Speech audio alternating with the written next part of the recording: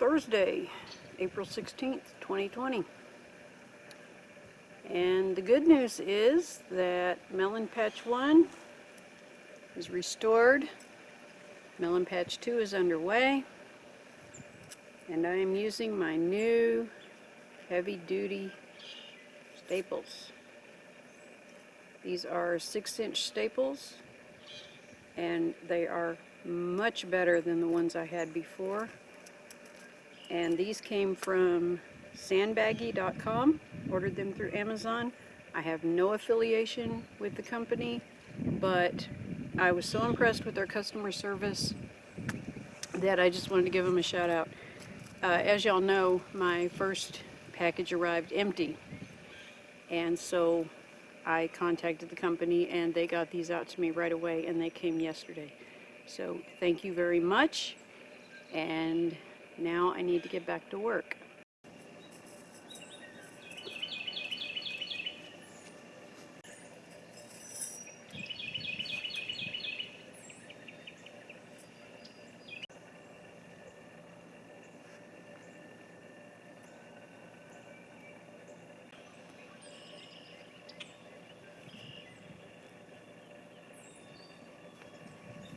That's Melon Patch 2 done, and so they are ready.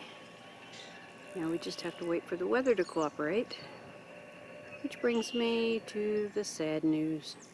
I still have to get over here and fix this. Actually, I'm going to pull it back, and then he's going to mow so that the grass is as short as possible before we put it back. And the sad news is that last night we had another freeze. All of my gourd plants are gone, and all of the tomatoes that I had in the ground are gone. I knew that could happen. As I said in the last video, I took a shot. Mother Nature said, no, not yet. And that's okay, because I tried.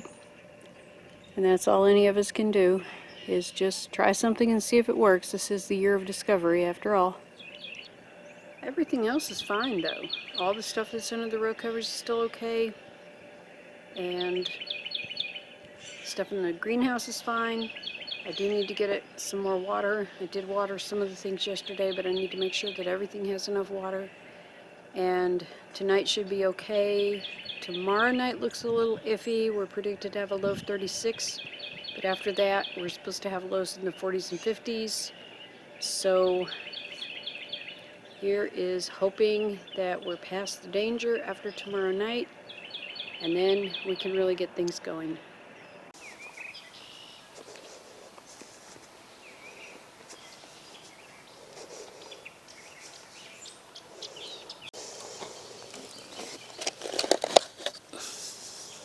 It is April 21st, 2020. Tomorrow's Earth Day, and today I'm going to, first of all, put these guys back in the sun, and then I'm going to do some more planting in the garden. The forecast looks good up through the end of April. No frosts or freezes. And so I am going to try again with these tomatoes. I'm only going to put one in the ground right now, and the rest of them will go in the ground probably May 1st, unless things change and the weather is going to look really, really good. It's a little windy, but I've soaked them with a lot of water, so they'll have a good drink before they go in the ground. And we'll try this again. Okay, the first two we need are Cosmic Eclipse and Juliet.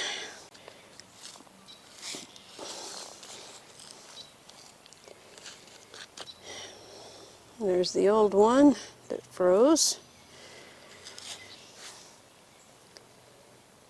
This one does have roots grown into the bottom of the pot, so I'll just tear that off and leave it there to compost beside it.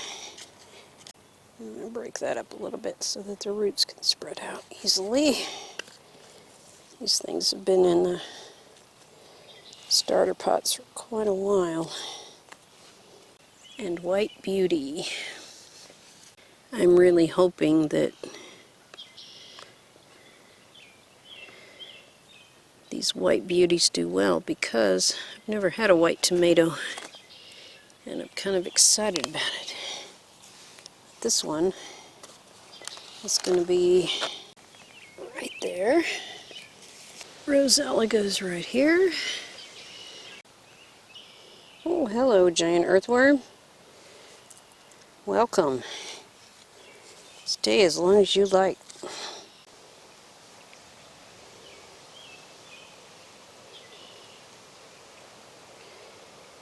This one looks the strongest.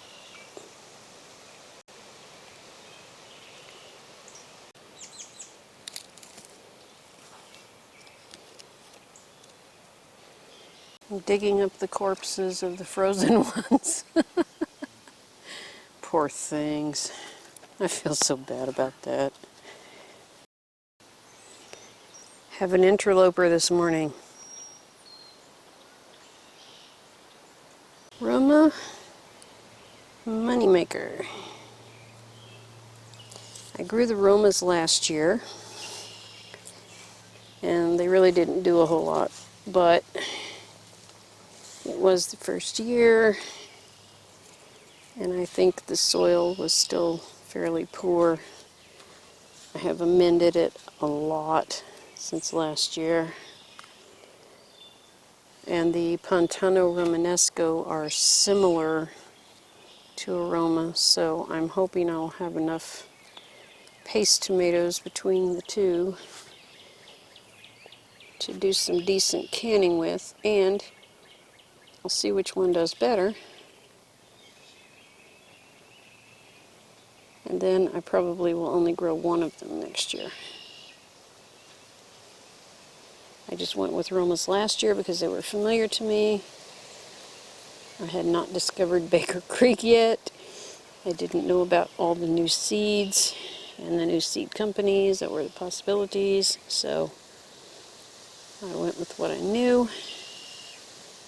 And then this year, since we're going with the year of discovery as a theme, I figured I'll discover if there's something I like better than the old standards.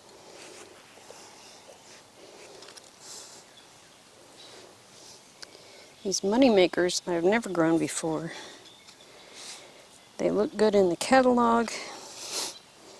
They're a nice size slicer, and they're supposed to be highly productive, so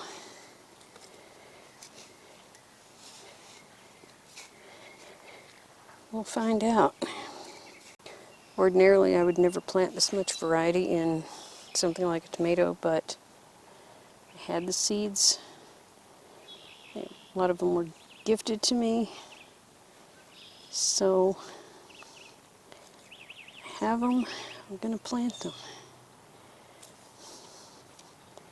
You might think that 3 or 4 plants of each one of these is going to be a lot. It's going to be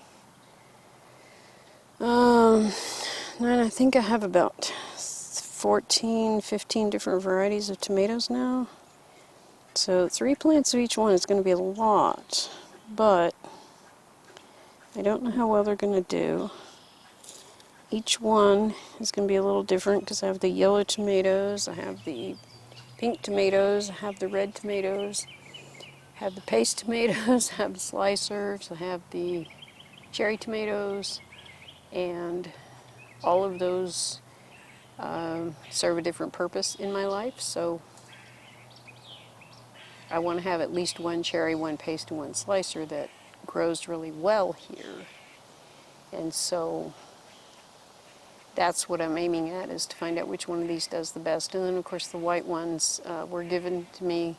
I really like yellow tomatoes also, and the yellow pears that I had last year did a lot better than the Romas, and although I didn't have a bumper crop, I did have enough to eat and enjoy, so I'm planting those again too. Well, I just lost a whole lot of video because for some reason the camera stopped recording and I was sitting there talking to myself. But I want to show you this yellow pear tomato. This is the one that I planted early, the one that got frozen twice, and it survived. And this is also the one that got mashed down into the ground by the deer hooves. So for whatever reason, being down below the ground helped it out. So I'm not going to have to replant this one. So there's one of each.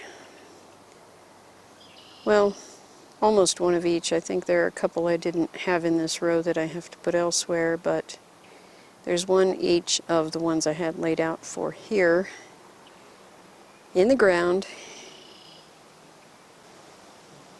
They should be good to go now, but I'm only going to do one just in case we get another freeze. Don't expect one, but I didn't expect one last time either. So away we go. The bamboo poles there are for the beans, the yard-long asparagus beans that I planted a few days ago. I have yet to see any sprouts. That whole little row there is beans of different kinds, and I haven't seen any sprouts of those at all. Nor have I seen any corn sprouts, which is a little concerning. So I may end up having to replant. I'll give them a few more days and see. I don't have any more of the asparagus bean seeds, so if those don't come up, I will either have to buy more seeds, which I really don't want to do, or just put something else in that spot. This is the squash that I put in the ground early. I threw the row cover over it and it didn't die in the freeze, but it's not looking so hot. I should just learn to be more patient, because as we all know, gardening is a tremendous exercise in patience. Over there are the lemon squash, which are kind of in the same boat. And I don't know how they're going to do, but I do have more if I need to replant. They do seem like they're bouncing back pretty well, and I think a good rain will help them out a lot too. This tomato is a Get Stuffed tomato from Baker Creek. It's the one that's supposed to have not a whole lot of gel and pulp in the middle, so that it's good for stuffing and cooking, and I have never had a tomato like that either. This one was under the row cover for the freezes, so it's actually been out here for a few days, and although it didn't freeze, you can tell it's kind of taken a little beating. This tomato, on the other hand, okay. This tomato, on the other hand, did really well under the row cover. It is a sweet cherry tomato that I saved from a seed I got at the farm stand last year. They were some tomatoes that were unbelievably sweet, and they were just super good just to eat out of hand, and so I'm hoping that that will do well. I do have a couple more plants, but I'm not sure where I'm going to put them because I have more than would fit in the allotted space. I may stick them on the end over there if I have room, but I don't think I will. And I may try putting one in a container just to see how it does. This one looks like it's going to just keep growing really well though. My heart nut tree's leaves got frozen. I'm fairly sure it'll bounce back, but I was pretty sad to see it all curled up like that. We have high hopes for our little tree. This gray zucchini looked a little gnarly after the freeze, even though it was under the row cover, but this one is coming back really well. It looks pretty strong. This other one, not so much. I'm going to give these guys another week or two, and if they're still looking puny like this, by the 1st of May, I may pull them out and replant. The new strawberries are doing fantastic. We have our blooms, and we already have some green strawberries. This is the strawberry that I got last year from my dad, and you'll notice that the bloom is different, so it's obviously a different variety. This one is pink bloom, and it's really pretty. There are only 2 of these plants and about a dozen of the other ones, so I'm hoping by next year they'll spread out and make a nice blanket of strawberry plants. Everything else is pretty much the same as it was. The lettuce is still growing well, And I'm probably going to pick one of those, probably take the biggest one here in a day or so for salad for supper. The turnips have bloomed really fully, and I'm waiting for those to make pods so that I can pull them up and hang them up to dry good, and then I'll have turnip seeds. Parsley's coming along. And when I was out here the other day, I had a talk with these peas, and I said, you know, you guys should really be doing something by now. So I suggested they get on with it because it's going to get hot and they're going to die. And lo and behold, here we have blooms finally. There are quite a few blooms, but I don't see any pea pods yet. So that's what's going on around here today. I planted okra, I looked for sprouts, I checked on the plants that were already in the ground, and I set out one tomato of each variety. I got a lot of other stuff to do. I need to check the things that are in the rest of the trays and resort my giveaway trays because the other night when it was going to freeze and I ran outside and just sort of mixed them all together because I was in a hurry to get them under cover, and they got mixed up, but that's okay. I can resort them, and I will also make sure that I don't have any additional ones to add to that tray because I'm not sure how many tomato plants I'm going to get down here. I think probably 3 in a row would be pushing it a little, and that'll still give me about 40 to 45 tomato plants, something like that, which is, you know, kind of outrageous for most people. We're not most people, are we? Anyhow, I'm going to get to doing that, and I will see you guys later.